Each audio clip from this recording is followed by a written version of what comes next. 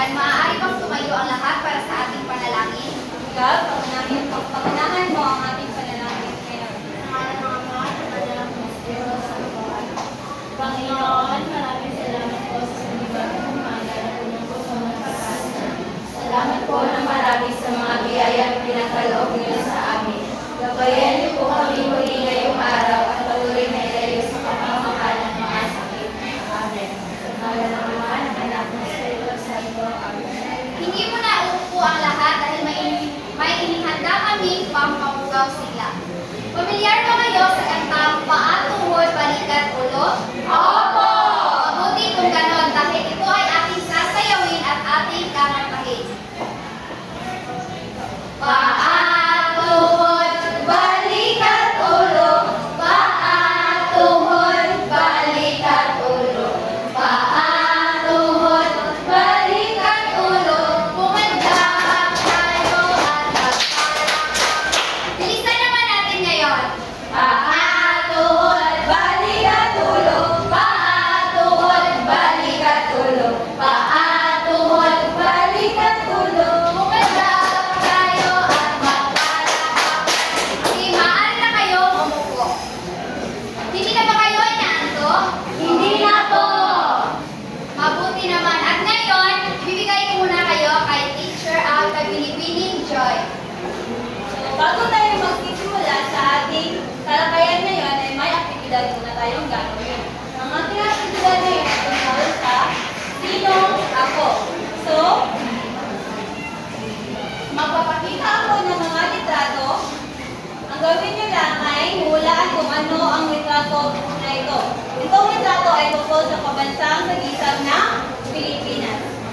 Ano ito?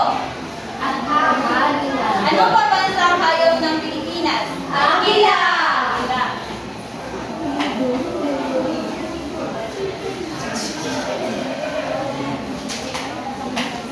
Pangalawa, pambansang prutas. Mangga!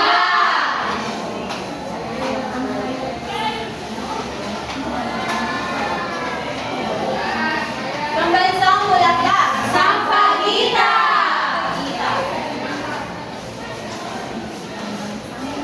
Pambansang bayani. Dr. Jose Rizal! Magaling.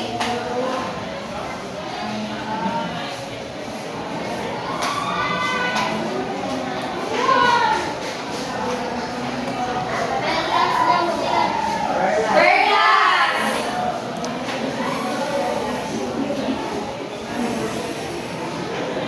At ito naman, Watawat ng Pilipinas! ano ang tawag sa pambansang awit ng Pilipinas? Lupang Hinirang! Panghihirap. Ngayon, konektado sa ating gawain muna ay may awitin tayong papikinggan. Magpapatugtog ako ng lupang hinirang at gawin nyo na ay magkikinig muna kayo. Pagkatapos ay sasabay natin kakatahin ang lupang hinirang.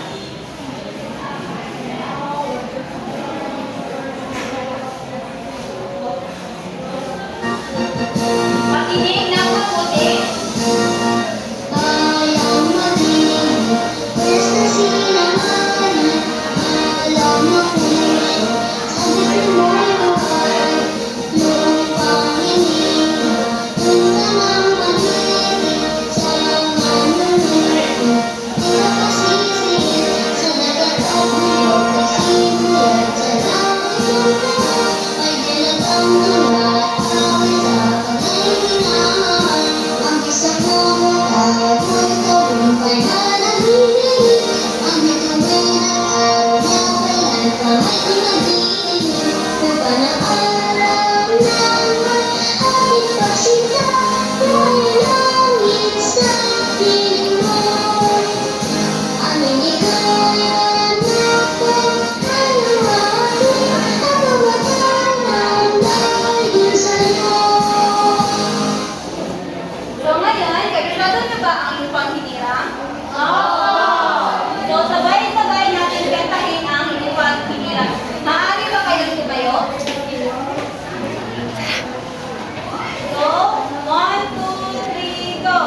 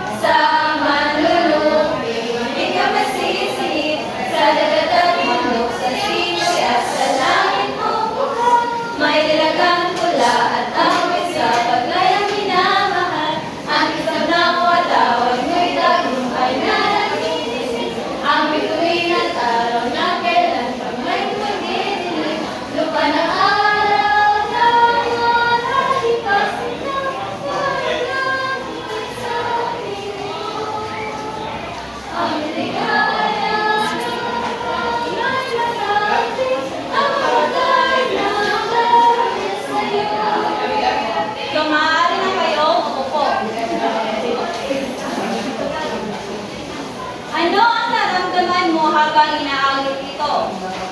Gabriela? Ano ang nararamdaman mo? Ano po, teacher, nakakakulabot po. Kasi nakita nito ang simbolo sa pagmamahal sa Philippines. Magaling. Pangalawa, kailan at saan natin inaawit ang lupang hinirang? Jezebel? Tuwing flag ceremony po, teacher. Magaling. Ngayon, upang maging malawak ang inyong kaalaman sa lupang hinirang, ay may aktibidad na tayo. Ang aktibidad natin ngayon ay tama o mali. So, hatiin ko kayo ng dalawang pangkat. Ito ang unang pangkat at pangalawang pangkat. So, bibigyan ko kayo ng larawan at ididikit niyo ito sa pisara ang mga taong maawit ng lupang hinirang sa iba't ibang paraan. So, ang unang grupo na mananalo ay siyang panalo. So, ididikit niyo ito sa pisara. So, your net starts now.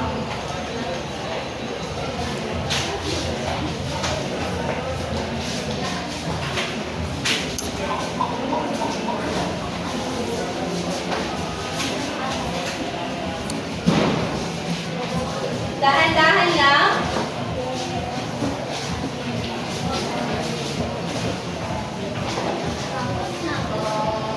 Magaling. Bakit mahalaga igalang ang pambansang awit ng Pilipinas? Bakit nga ba? Sinong gustong sumagot? Bakit mahalaga igalang ang pambansang awit ng Pilipinas? Okay? Mahalaga igalang po natin ang pambansang awit ng Pilipinas dahil ito ay sinusiguro ng mga halaman ng Pilipinas. Dapat natutunan natin. Magaling! Pangalawa, paano natin ipinapakita ang pagrespeto natin sa ating bansa? Gabriela? May mapakita po natin ang pag-respeto natin Sa ating sa bansa? sa pagkanta sa lupang hinila tapos kapag makakarinig tayo ng ang lupang hinila is dapat dito. Magaling! Bakit hindi dapat binabastos o binabago ang pag-awit nito? Bakit nga ba?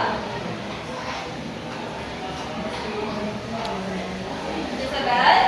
Dahil Po, dapat nating sundin kung paano talaga ito inaawit at hindi binabastos dahil pag binabastos natin ito ay para na rin natin binabastos ang ating bansa.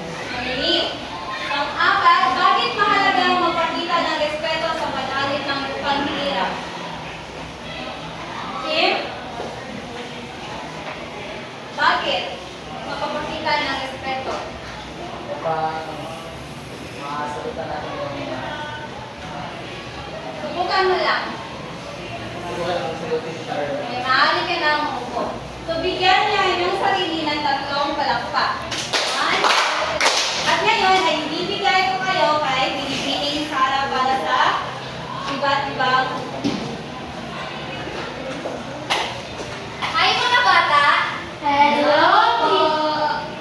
Again, hello mga bata! Hello po! Nag-enjoy pa kayo sa aktibidad na inyong ginawa kasama si Binibining Joy? Opo! Mabuti naman kung ganon dahil may aktibidad ulit tayong gagawin. Ang pamagat ng ating aktibidad ay pagkilala sa kasaysayan. Pero bago yan, ipapagkat ko muna kayo sa 3 pangkat. Pero para bata sa lahat ay magbibilang tayo. 1, 2, 3, 1, 2, 1, 2, 3, 1. Dito ang pangkat una, dito ang pangkat pangalawa at pangatlo. Pumunta muna kayo sa inyong mga kagulo.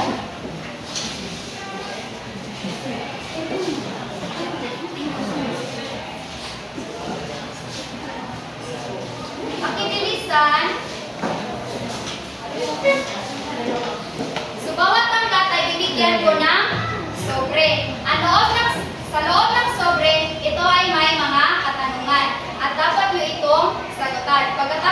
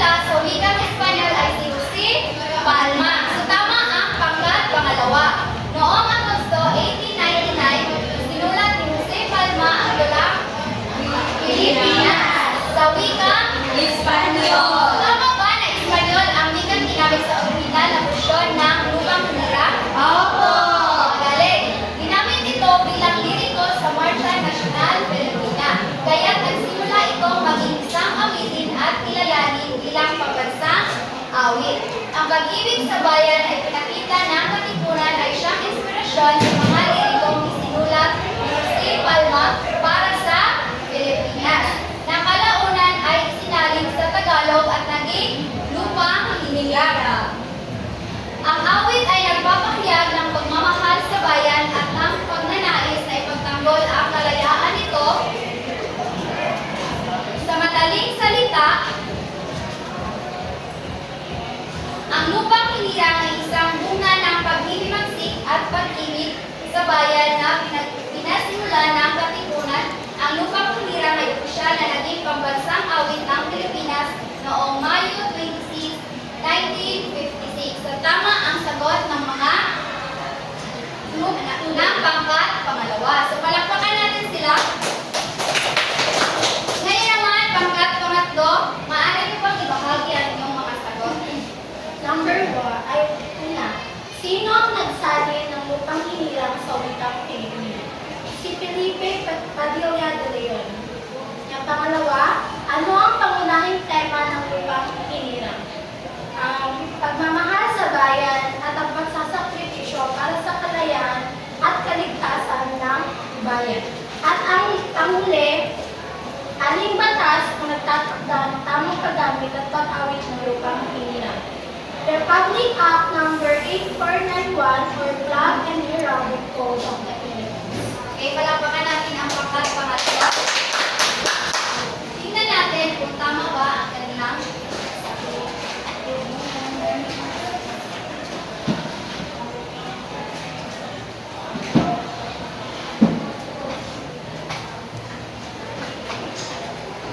So, noong panahon ng Amerikano, isinalin ito sa Ingles at tinawag na the Philippine Hymn. Kalaunan, isinalin naman ito sa Filipino. So, may mga iba't ibang version ang lumitaw, ngunit ang version ni Felipe Padilla de Leon na pinamagatang Lupang Hinirang ang naging opisyal noong 1956. Ang version na ito ay isinalin ni Felipe Padilla de Leon at may ilang pagbabago na ginawa sa Lupang Hinirang noong 1960s. Ang mga pagbabago na ginawa noong 1960s ay pangunahing nakatuon sa pagpapabuti ng Tagalog na versyon ng liriko. Ang mga pagbabagong ito ay naglalayong gawing mas malinaw at mas madaling tanggapin ang awit. Ang pangunahing tema ng Lupang Hinirang ay ang pagmamahal sa bayan at ang pagsasakripisyo para sa kalayaan at kaligtasan nito. Ang paggamit at pag-awit ng Lupang Hinirang ay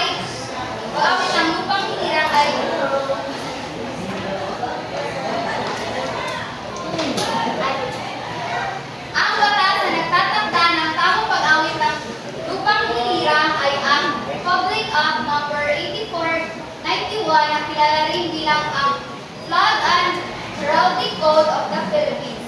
Tinutukoy nito ang mga tamang paraan ng paggamit ng pambansang patawat at pag-awit ng pambansang awit. So, tama ang mga sagot ng pangkat pangatlo. So, palakpakan natin sila.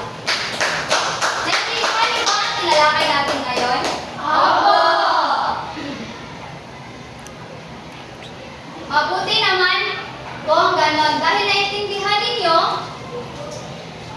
may aktibidad ulit tayong gagawin. Ang pamagat ng ating aktibidad ay Philippine National Anthem. Muli, ipapangkat ko kayo sa pangatong pangkat, pero may pangkat na tayo kanina, di ba? So, yun na lang ang ating gagamitin. So, dito ang pangkat una, pangalawa, pangkat pangatlo. Ang gagawin ninyo ay ipapaliwanag ninyo ang mga saknong ng Lupang Hinirang na nakatalaga sa inyong grupo. At ibabahagi niyo ang inyong mga sagot dito sa harap. Maliwanag ba? Opo. Bibigyan ko lamang kayo ng 3 minuto upang sagutan ang mga saknong na yan.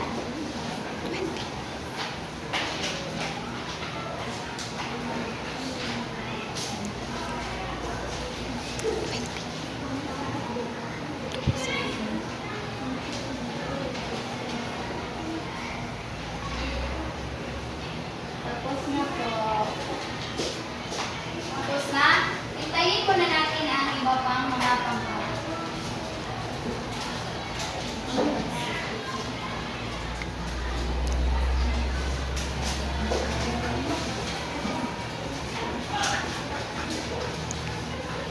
Tapos na ba? Opo.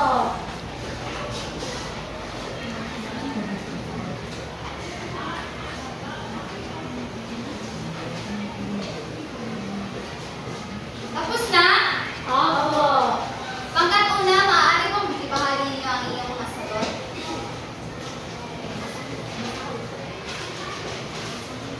Ano ang saknong na nakatalaga sa inyo? Bayang magiliw, perlas ng silanganan, alam ng puso, sa dibdib mo'y buhay, lupang hinira, uyan ka ng magiging, sa manlulupit di ka pasisig. So ang paliwanag ko namin ay, ang sakno ay nagpapahayag ng pag-ibig sa bayan, karangalan ng Pilipinas bilang isang magiting at masaganang bansa, at ang diwang palaban ng mga Pilipino laban sa sinumang nais sumako ko o makita. Palakpakan natin ang pangkat na. Pangkat pangalawa. Ang aming sakno ay sa dagat at bundok, sa simoy at sa langit ng buhaw, may ilag ang tulak at awit sa paglayang minamahal. So ang sakno na ito ay pagpupuri sa likas na kagandahan ng Pilipinas at pagpapahayag ng pagmamahal at paggalang sa kalayaan ng ating bansa. Okay, palakpakan natin ang pangkat pangalawa. Pangkat pangatlo naman, ang sakno ng aming pangkat at pangatlo ay ang kislap ng watawat mo'y kalupay na nagtininig, ang bituin at araw niya kailan pa may di magtitilig. Lupa ng araw ng luwalhating pagsinta, buhay ay langit sa piling mo, aming ligaya na pag may maaabit, ang mamatay ng dahil sa iyo. Ang saknong na ito ay pagpapatibay ng pagmamahal, pagtatakot at pagkakakilanlan ng mga Pilipino sa kanilang bayan. Ang kalayaan ay isang yaman na kailanman hindi dapat mawala at ang buhay ay handang ialay para din. Palakpakan ang pangkakot.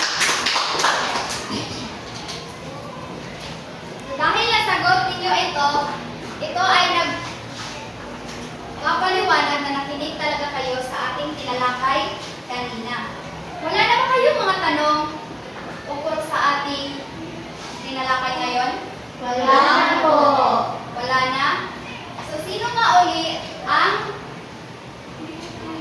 kompositor ng Lupang Hinirang, ng musika ng Lupang Hinirang? Si Julian Felipe. Julian Felipe. Ano nga uli ang wika ang ginamit sa orihinal na bersyon ng Lupang Hinirang? Espanyol. Espanyol. At kailan naging opisyal ang pambansang awit ng Pilipinas? Mayo 26, 1956. Sino ang sumulat ng orihinal na bersyon ng Lupang Hinirang? Jose Palma. Okay, magaling. So nakinig talaga kayo sa ating tinalakay ngayon. Kaya naman, kumuha kayo ng isang kalahating papel para sa ating pagtataya.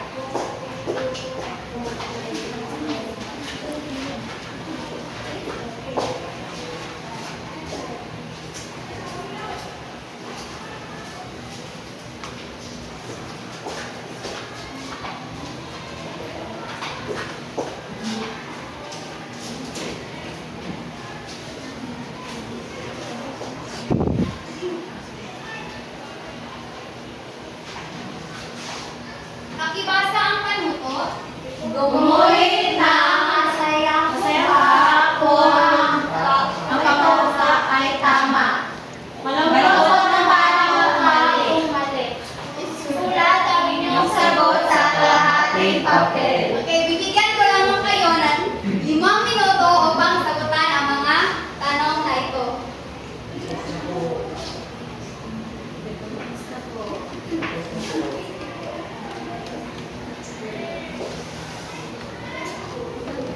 Tapos na? Tapos na po. Tapos na. So, iwawas ko natin ang inyong mga sagot. Sino ang gustong sumagot sumagot sa... Sige, Isabel.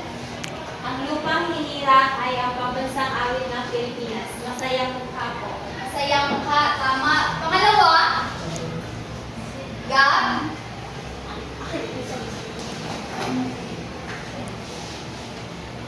Ang lupang hinir at isinulat si Julian Felipe ang titik ng lupang hinirang. Masayang mukha o malungkot? Malungkot picture. Bakit malungkot? Kasi si Jose Alvarez.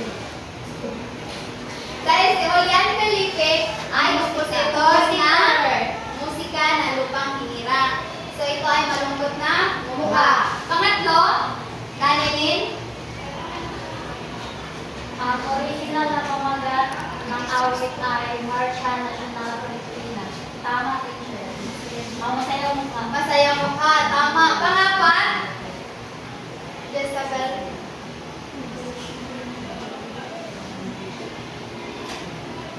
Ang apat, ang lupang hinirang ay unang ikin ng kultur mga panahon ng Revolusyon Pilipinas. Masayang mukha o malungkot na mukha? Malungkot na mukha. Tama. Panglima is Ang kasalukuyang version ng lupang hinirang ay nasa wikang English. masaya o malungkot? Malungkot po, teacher. Bakit malungkot? Dahil hindi ito sa wikang ito ay sa wikang Espanyol.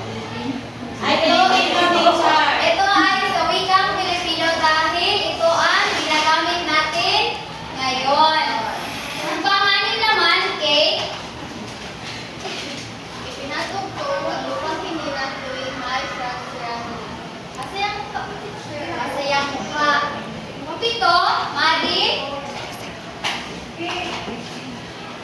Dapat tayo tumakbo at makipag-pag-result habang inaawit ang lupang hinirang.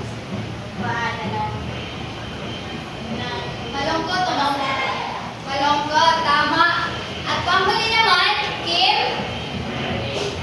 Ang lupang hinirang ay isang awit ng pag-ibig sa Diyos.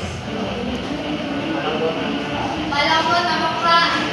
Sino ang nakakuha ng perfect?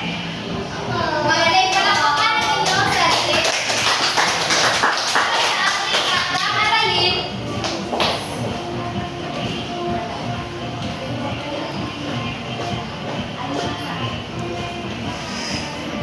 makibasa. Gumawa ng isang representasyon ng watawat ng Pilipinas at ipaliwanag ang kalagayan nito, kabilang ang simbolismo ng mga kulay, hugis at mga elemento nito. Ano mga ulit ang gagawin? Gumagawa ng representasyon ng watawat.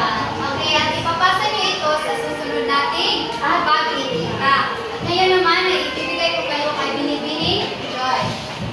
May naintindihan ba kayo sa tinalakay ni Binibining Sara? Opo! Magaling! So, para sa ating pagkatapos, ay may pababasa ako sa inyo ng pababasa. The national anthem is not merely a song. It is a